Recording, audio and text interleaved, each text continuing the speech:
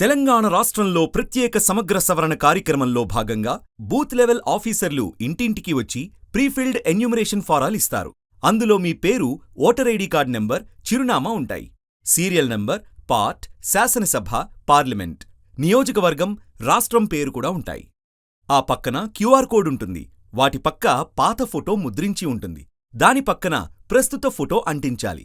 2002 ఓటర్ల జాబితాలో మీ పేరు ఉంటే ఎలక్టర్ పేరు, ఎపిక్ నంబర్, తల్లి తండ్రి పేర్లు 2002లో ఎలా ఉంటే అదే విధంగా నింపాలి.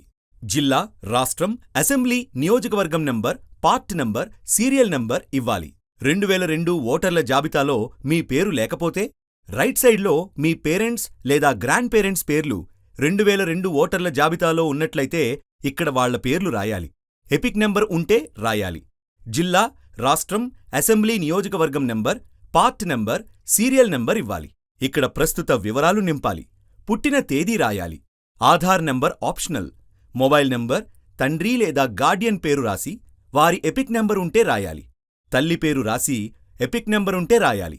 వివాహం అయినట్లయితే మీ స్పౌస్ పేరు రాసి ఎపిక్ నంబర్ ఉంటే నింపాలి.